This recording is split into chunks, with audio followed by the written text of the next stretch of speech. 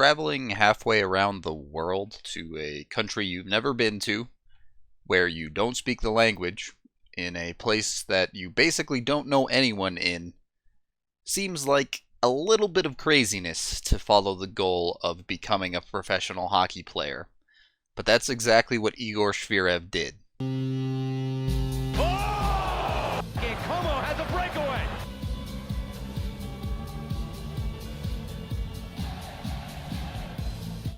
I still can't say his last name correctly, so we're just going to call him Igor, but it certainly is a bit of a curious case how Igor ended up on the Colorado Eagles this season. Drafted by the Avs in 2017, he would play the 17-18 season in the KHL.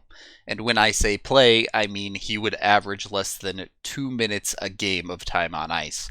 And no, I'm not exaggerating. There are multiple games on record where his official time on ice is less than 10 seconds. He was on his KHL team's roster. He was even on the bench for all of these games, but he just never saw the ice. If you want a surefire way to push a prospect away from Russia and into North America, that's a really good way to do it. The Avs got him signed in the offseason of 2018, and the reason they did so is because they saw the high-end offense that he was capable of providing. The best of his abilities is his passing. He does a great job reading the play on the fly and can make effective and accurate passes at any time. He is the type of player that can help raise the level of his line mates around him with his playmaking ability. We saw flashes of this passing ability as well as some goal scoring from Igor this year in the AHL, but that's all it was, is just flashes. All year long, he struggled to put a consistent product on the ice for the Eagles, and there are a number of factors there.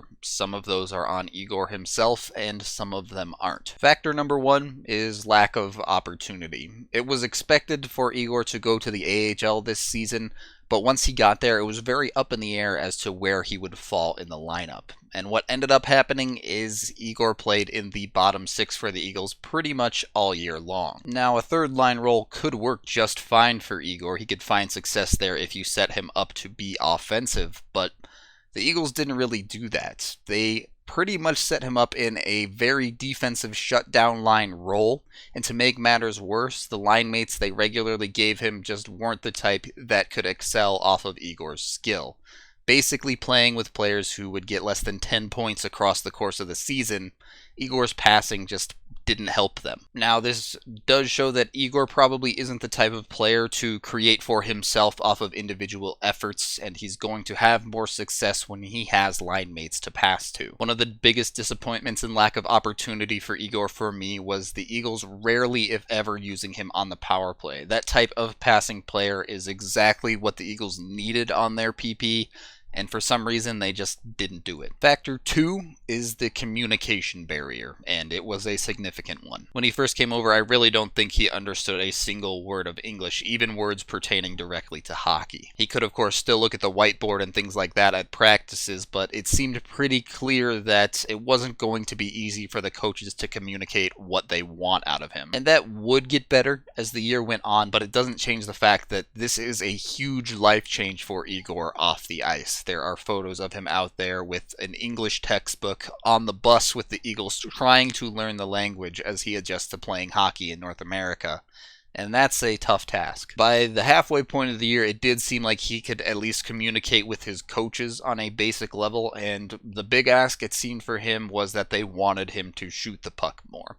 It was clear that they were hoping for more individual play from him. And he did do that a bit. He still probably does need to shoot more, but at the same time, it felt a lot like a round peg in a square hole. Igor is a passer. That's just who he is, and you need to take advantage of that. His lack of help in the scoring department from his line mates and lack of opportunity combined with his inability to communicate effectively with pretty much anyone led to him playing less and less over the year. That led to even more inconsistency, and then when it came down to the final push for the playoffs for the Eagles, they would end up scratching him for a number of different veterans that they would cycle through, which, again, disappointing. It was not a great year for Igor, but he could have done just as well as a number of the players they tried in his stead. Overall, Igor had 6 goals and 7 assists for 13 points in 57 AHL games. I think it's fair to say that his play on the ice was a bit subpar, and you would like it to be better even with all of the factors going in.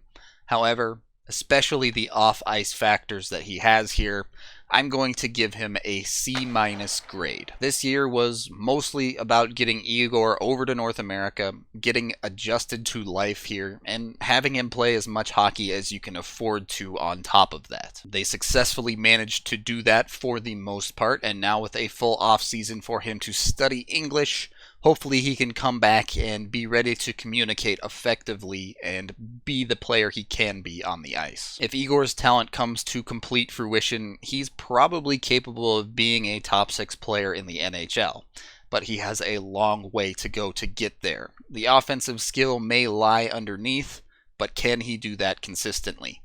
And that's why this coming year is going to be so big for him. He has to prove that he can do that all the time in North America. We'll go ahead and wrap it there, but this is the first video covering the Avs professional prospects, so it's a good jumping off point, and we have a number more players that played the majority of the year in the AHL to talk about here. That is the end of this players season video review. Thank you for watching, and as always, a special thank you to all of my contributors on both PayPal and Patreon.